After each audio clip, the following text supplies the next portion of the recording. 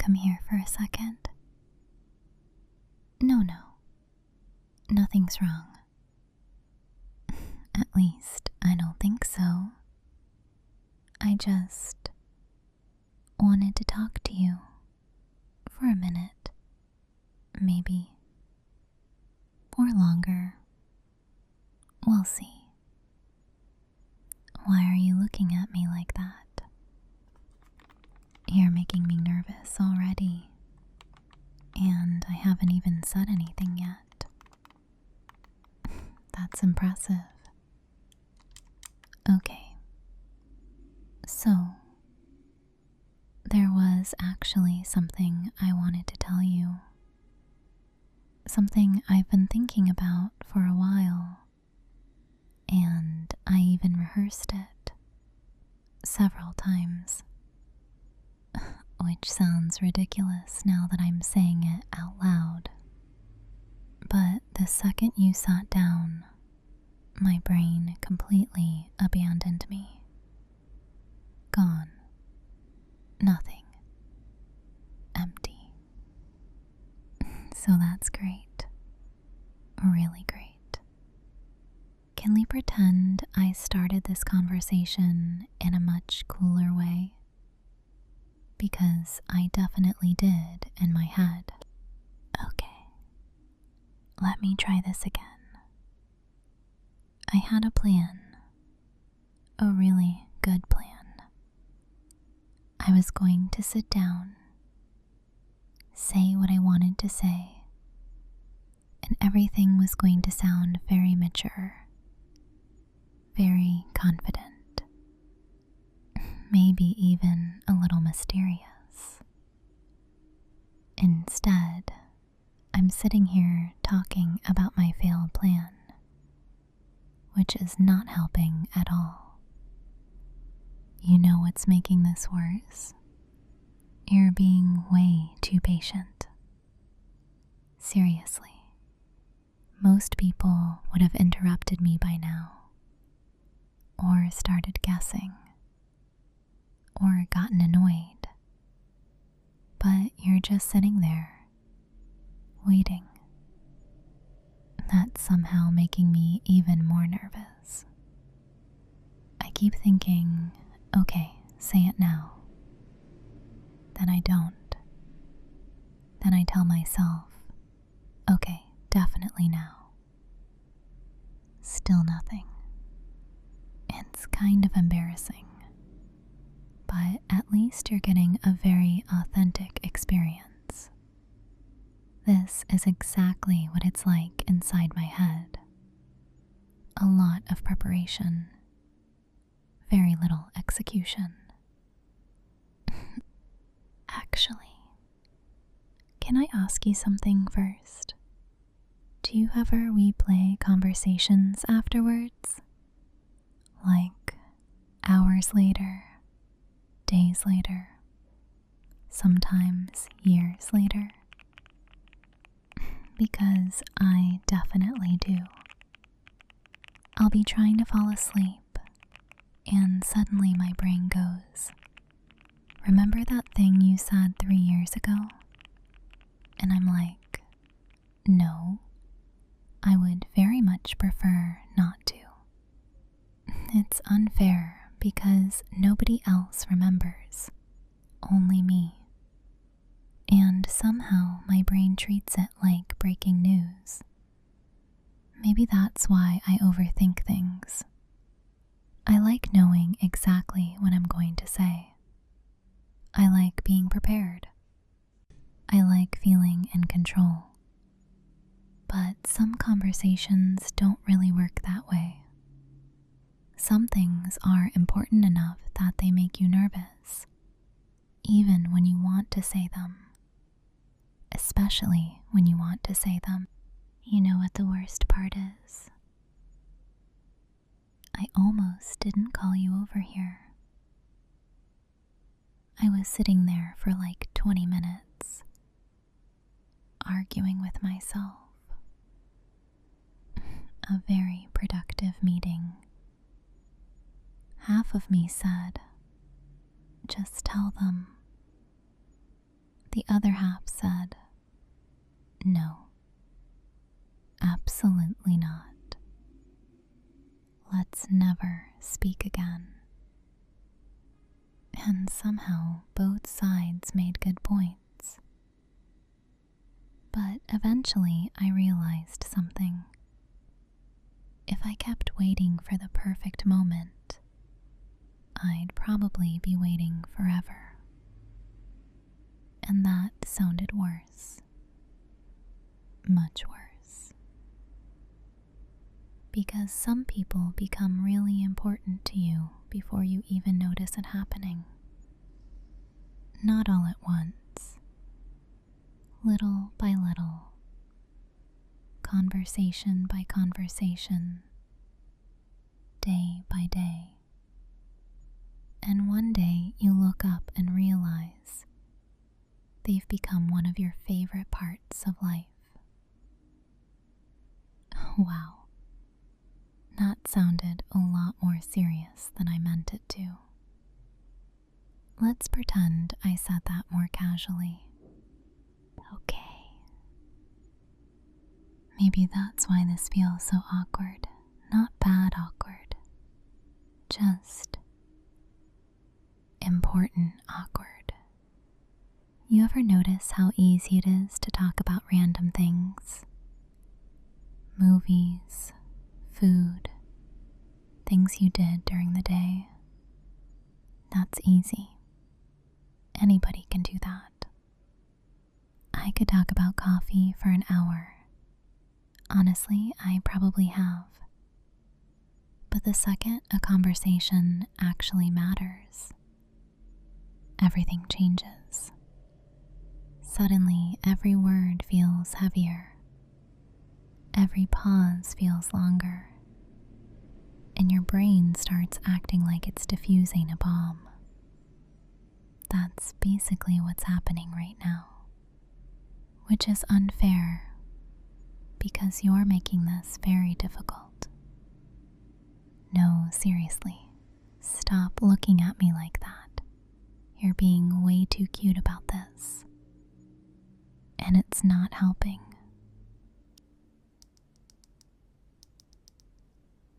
Can I admit something? A small thing. Not the thing. Just a thing. I think my favorite part of the day is usually the moment I know I'll get to talk to you. There. I said it. That wasn't so bad. I don't even mean anything dramatic by it. I just like talking to you. More than most people. A lot more, actually. You make ordinary conversations feel interesting. You make bad days feel smaller. And somehow, you always know how to make me laugh. Even when I'm trying very hard not to. Which is honestly kind of annoying. But in a nice way. You know, it's strange. I don't think there was a specific moment. No big realization. No dramatic scene. No movie moment. It happened slowly. So slowly, I barely noticed. One conversation, then another, then another. And eventually, talking to you started feeling different. Comfortable. Easy. Safe. Like I didn't have to think so hard about everything. Like I could just be myself. And that's actually pretty rare. Much rarer than people think. Finding someone who makes you feel relaxed instead of nervous. someone who feels familiar, someone who feels like home. Wow, okay. That one definitely sounded more romantic than I intended. Maybe let's not unpack that sentence too much. At least, not yet. You know, this is the part where I was supposed to be brave. That was the plan. I even practiced several times, which somehow makes this more embarrassing, not less. Because in my head, everything sounded perfect. The words were perfect. The timing was perfect. I looked confident, cool, composed. Clearly, that version of me never showed up.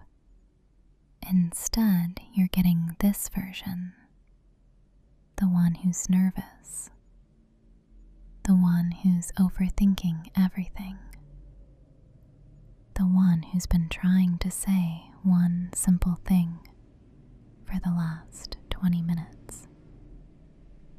Honestly, I think part of me was scared. Not because of what I wanted to say, but because once I say it, it's real.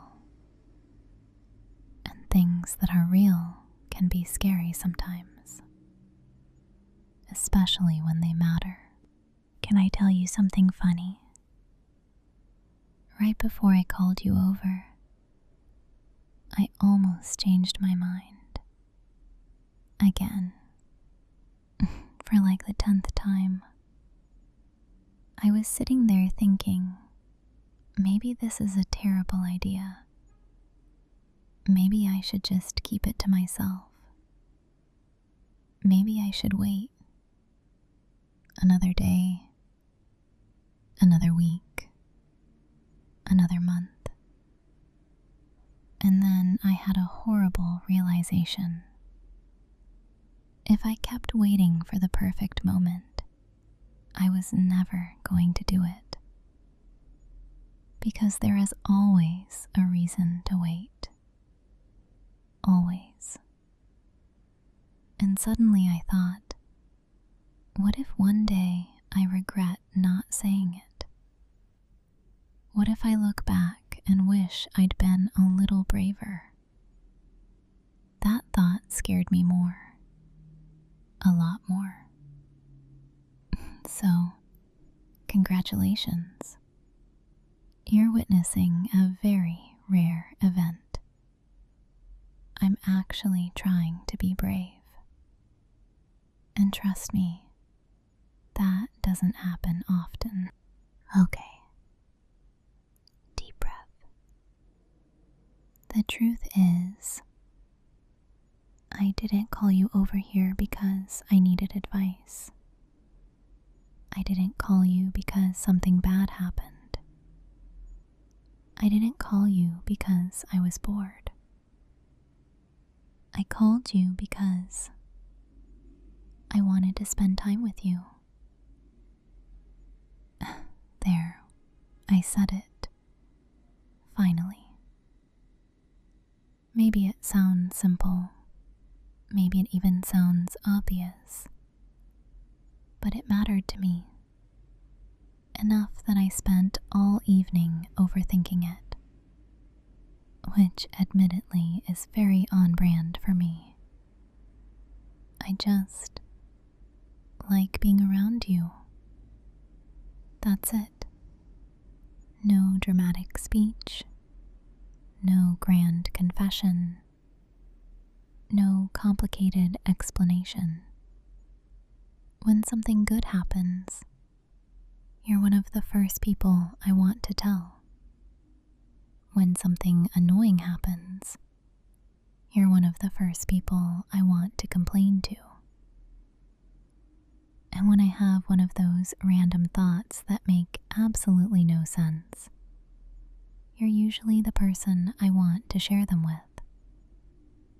I think that's what I was trying to say. You became important to me, little by little. And somewhere along the way, you became one of my favorite people. Wow, that actually feels a lot better. You know what's funny? I spent all this time worrying about saying it. And now that it's out there, I'm mostly just wondering why I made it such a big deal. Actually, no, that's not true. I know exactly why. Because some people matter more than others. And when someone matters, their opinion matters too. Which is kind of unfair if you think about it. The people we care about always end up having the most power to make us nervous. But right now, I feel lighter. Like I've been carrying around a thought for weeks and finally put it down. That's nice. Really nice. And honestly, I'm glad you're here. Not because of what I said, just because it's you. That sounded suspiciously cute. Let's ignore that immediately. You know, I think tonight turned out a lot differently than I expected. When I first called you over, I thought I'd say what I needed to say. Then we'd talk for a few minutes, and that would be it. Simple, easy, organized. Clearly, none of those words describe me. Instead, we ended up sitting here for who knows how long, talking about random things, getting distracted, laughing, and somehow, I think I like this version better. Because it feels real, not rehearsed, not planned, just a moment. And those are usually the moments I remember the most. The unexpected ones, the quiet ones, the ones that don't seem important until much later. I think this might end up being one of those moments. Anyway, thank you for listening to me, even when I was rambling, even when I kept avoiding the point, even when I was being ridiculous, which happened a lot tonight. I should probably let you go before I find another reason to keep talking. And honestly, that's a very real possibility. Sleep well, okay? And I'm really glad I told you. I've wanted to for a while. Good night. Sweet dreams. And thank you for being one of my favorite people. See you tomorrow. Actually, wait. One more thing. I know. I literally just said goodbye. But I forgot something. Well, not forgot. More like I've said this enough. Thank you. Not for tonight. Not just for tonight. For a lot of things. For always listening. For always being patient. For somehow understanding what I mean, even when I'm doing a terrible job explaining it, which happens more often than I like to admit. I think people underestimate how much those things matter. The small things, the everyday things, the things nobody notices until they're gone. I've noticed. I just wanted you to know that. I should really go now. I mean it this time. Actually, seriously. Why are you smiling? No, really. What was that look? See, this is exactly what I'm talking about. You do that. You sit there looking completely innocent, and somehow I end up forgetting what I was about to say. Every single time. It's unfair. Very unfair. But I think I've gotten used to it. Maybe that's another reason I like being around you. Things never feel forced. I don't feel like I have to perform, or be interesting, or have the perfect thing to say. I can just exist. And somehow that's enough. That's a really nice feeling. Can I tell you something kind of embarrassing? Sometimes, when something funny happens during the day, you're the first person I think about telling. And sometimes it's not even something funny. Sometimes it's something completely random, like seeing a weird sign, or hearing a strange song, or remembering something from years ago. And my first thought is always, oh, I should tell them that. Which is probably a little ridiculous, but it's true. I think that's how you know somebody has become important. They quietly become part of your day, without asking, without trying, without either of you really noticing when it happened. One day, they're just there, part of your routines, part of your thoughts, part of the little moments. I like that. I like that a lot. Okay. Now I really am leaving. No more extra conversations. No more last minute thoughts. No more one more thing.